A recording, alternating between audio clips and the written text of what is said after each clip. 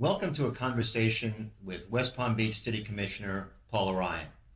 I'm Andy Halper. I'm a friend, a neighbor, and a supporter.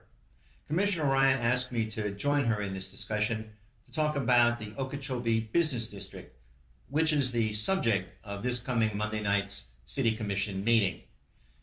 Commissioner, I understand you've heard from a lot of people about this. What's it all about? Well, Andy, I have heard from a lot of people. I think that I've received over 8,000 pieces of correspondence. I have received telephone calls. I've received petitions, both for and against the project, a variety of positions, some just lack of knowledge about what's actually going on, others concerned that Armageddon will ensue if we move forward with this project, or this is Mom, Apple Pie, and the Beach Boys. And the truth is that, as with all things, it's somewhere in between. And what I'm hoping to do is to try to address some of these issues and concerns as they've been brought forward to me, and think about the big picture, what's in the best interest of the city of West Palm Beach in the long run. What is the Okeechobee Business District? It is a designation that our planning department has come up with to describe the changes to the downtown master plan within a very limited geographic area, 5 blocks. And not a full 5 blocks, but segments of the 5 blocks. And in an attempt to achieve the development of a Class A office space, our planning department, in discussion with our economic department, economic development office, has decided that if we can make changes to certain segments of our downtown master plan, we will attract the development of Class A office space.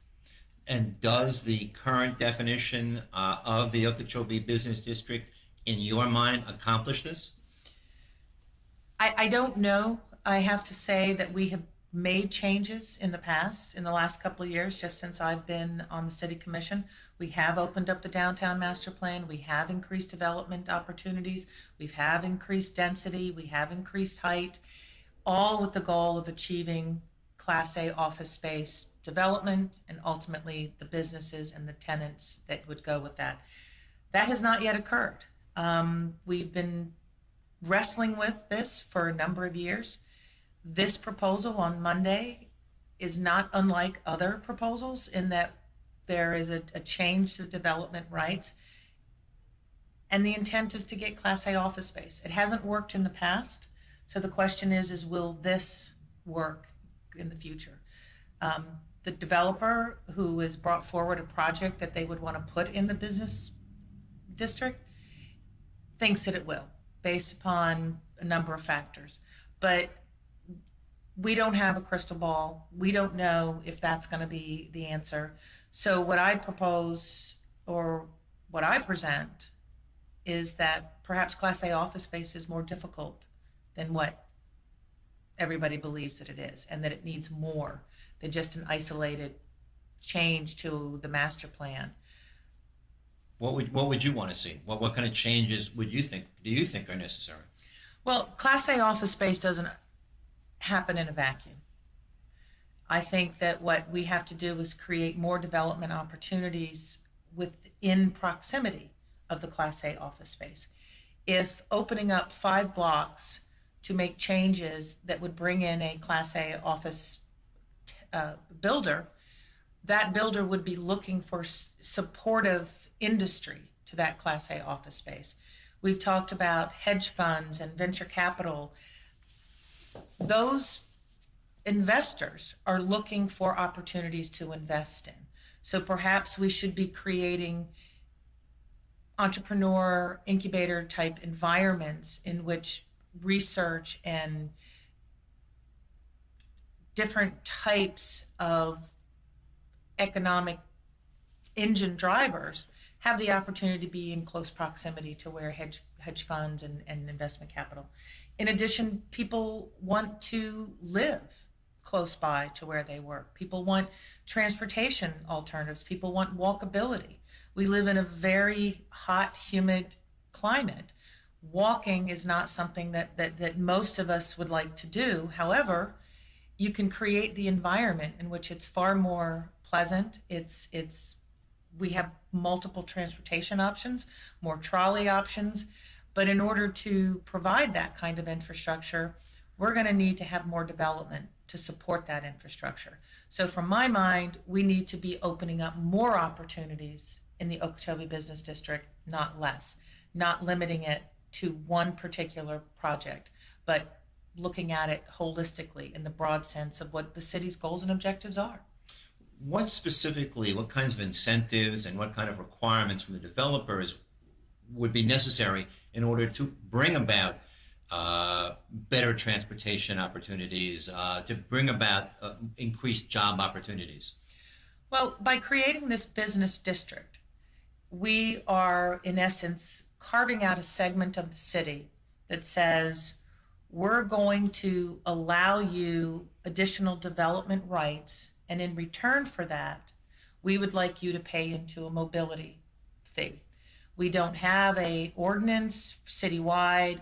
We have transportation impact fees that are paid to the county, but we don't have a dedicated source of funds to help fund our infrastructure transportation needs. So by opening up this business district through expanded development rights, we can ask for a contribution to our mobility needs. We have the tent site that is right in the middle of this business overlay district. It's 2.4 acres right in the middle of Okeechobee Boulevard that the city owns. It's an ideal location to create a transit mobility hub. It creates an opportunity to connect to the Class A office space that already exists on Okeechobee Boulevard. It's an opportunity to encourage developers who own property adjacent to the Okeechobee Business Overlay to perhaps build housing, to perhaps build other commercial structures that would be attractive to venture capital funds for incubator type businesses. You have Palm Beach Atlantic University. It's a great synergistic component to the overall goals and objectives of this business overlay district, which bottom line is to create economic opportunities in which the city can benefit, as well as its residents, as well as its visitors, and become a more vibrant, long-term, sustainable community. On Monday night, everybody's expecting that there will be discussion of the Okeechobee Business District. Everybody thinks it's going to be about one Flagler. How do you anticipate the conversation proceeding, and how do you plan to sort of change the discussion a bit to enlarge it and to see the bigger picture? Well, I don't get much opportunity to change the conversation. The process is such that the planning department will present the business overlay district as they have defined it. Those definitions have come from presentations to our Downtown Action Committee, which has supported the business overlay district. It has come from comments and feedback from presenting to the Planning Commission, and their goal on Monday night is to take all of the comments that they've received and bring forward a proposal to the city. I'm going to be looking for things that actually open up the district so that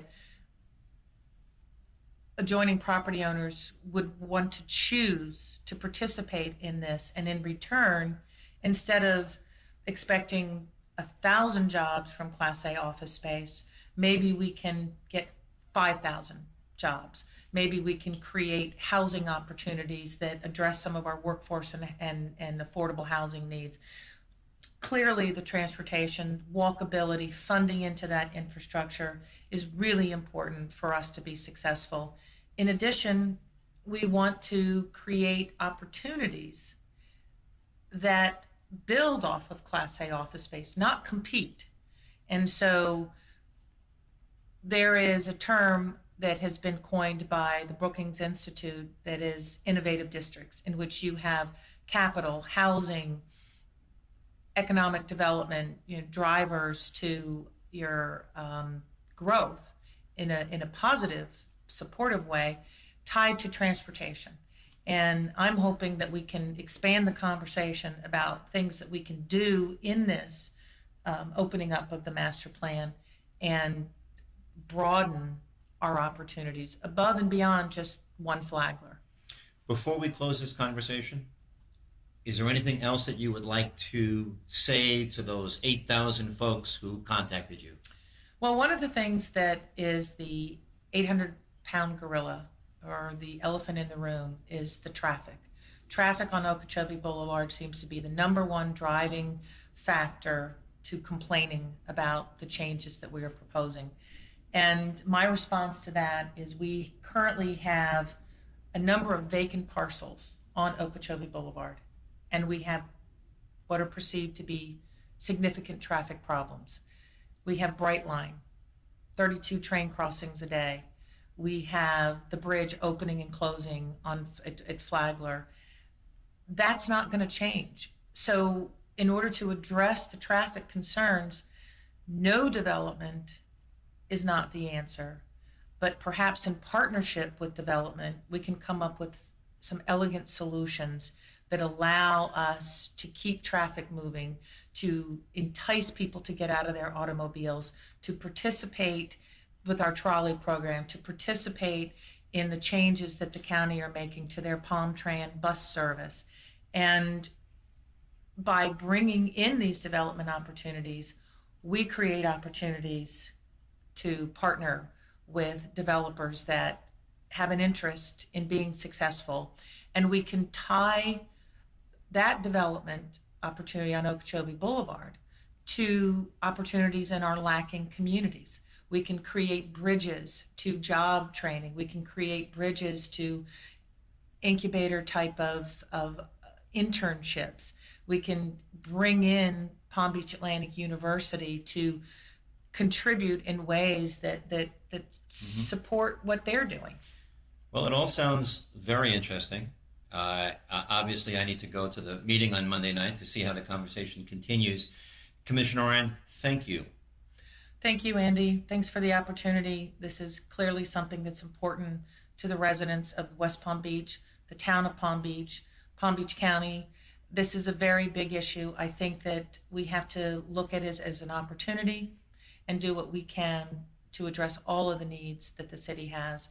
And with that, I want to share with you that you can reach out to me at any time.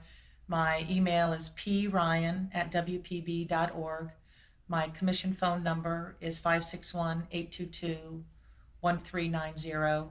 Share with me your concerns, share with me your opinions. I look forward to our conversation on Monday night. Thanks again, Commissioner. Thank you.